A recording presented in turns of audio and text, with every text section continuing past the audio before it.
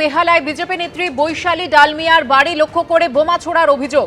গতকাল রাত পৌনে 12টা নাগাদ বাড়ির পাঁচিলে বোমা ছোড়ে দুষ্কৃতীরা, এমনটাই দাবি বৈশালীর। বিস্তারিত জানবো, কথা বলবো আমাদের প্রতিনিধি ব্রতদীপ ভট্টাচার্যের সঙ্গে। ব্রতদীপ, কি ঘটেছে, কি অভিযোগ? দেখো, বিজেপি নেত্রী অভিযোগ করছেন যে গতকাল রাত 11:40 নাগাদ তিনি যখন বাড়ির বারান্দায় বসেছিলেন তখন আচমকাই বিকট আওয়াজে তার বাড়ি কেঁপে ওঠে এবং সেই সময় তিনি আতঙ্কিত হয়ে পড়েন। তারপর তার যারা নিরাপত্তা রক্ষীরা রয়েছেন তাদের থেকে খোঁজ নেন এবং তিনি নিজেও দেখতে পান যে একটি আলোর ঝলকা দেখা যাচ্ছে, আগুনের ফুলকি তার বাড়ির ভিতরে পড়ছে। সেই সময় এবং তিনি কেন্দ্রীয় নিরাপত্তা রক্ষীও পান, কেন্দ্রীয় বাহিনীর। তাদের নিয়ে তারা বিষয়টি খতিয়ে দেখেন এবং তারপর জানা যায় যে দুই যুবক বাইকে করে এসে তার বাড়ির পাঁচিল লক্ষ্য করে বোমা ছুড়ে তারপর সেখান থেকে পালিয়ে যায়। কিন্তু বিজেপি নেত্রী বৈশালী ডালমিয়া তার যেটা বক্তব্য যে কি কারণে তার উপর হামলা তিনি বুঝতে পারছেন না, কারণ সাম্প্রতিক অতীতে কারোর সঙ্গে কোনো গন্ডগোল নেই এবং এই মুহূর্তেও কোনো রাজনৈতিক কোনো কর্মসূচি নেই। তার যেটা বক্তব্য, 2021 সালে তিনি যখন বিজেপিতে যোগদান করেছিলেন তারপর তার ছেলের উপর হামলা হয়েছিল, কিন্তু তারপর থেকে তেমন কোনো ঘটনা নেই। যদিও বিষয়টি নিয়ে তিনি ঠাকুরপুকুর থানায় একটি অভিযোগ দায়ের করেছেন। তার বক্তব্য, পুলিশ তার বাড়িতে এসেছিল কিন্তু এছাড়া পুলিশের কোনো তেমন ভূমিকা দেখা যায়নি।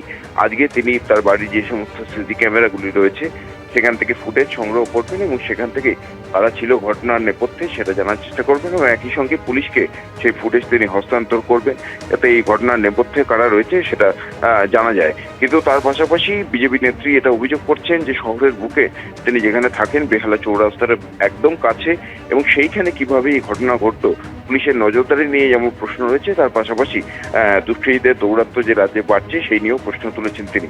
এখন এটাই দেখার যে বিজেপি নেতৃবৃন্দে কে বা কারা এবং কি কারণে এই বোমাবাজি করলো, ঠাকুরপুকুর থানার বিষয়টি খতিয়ে দেখছে।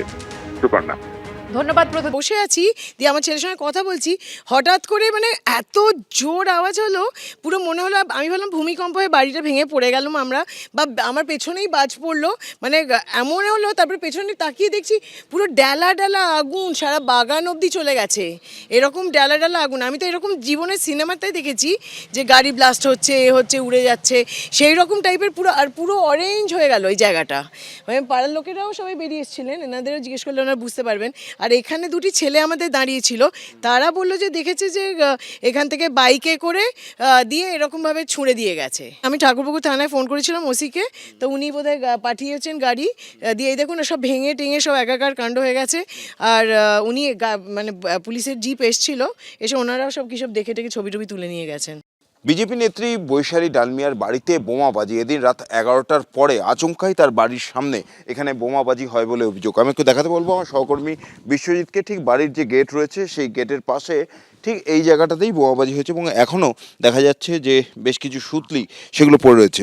কে করলো, কারা করলো, এখনও পর্যন্ত জানা যায়নি। যেটা বৈশালী ডালমিয়া অভিযোগ করছেন যে তিনি থানায় অভিযোগও জানিয়েছেন, কিন্তু তারপরে পুলিশি তৎপরতা তেমন করে দেখা যাচ্ছে না। কিন্তু কারা রয়েছে এই ঘটনার নেপথ্যে এবং কেনই বা হলো, সে প্রশ্নের উত্তর কখন পাওয়া যাবে সেটাই এখন সবাই জানতে চেষ্টা করছে। ক্যামেরায় বিশ্বজিৎ শাহের সঙ্গে ব্রতদীপ ভট্টাচার্য, এবিপি আনন্দ, বেহালা।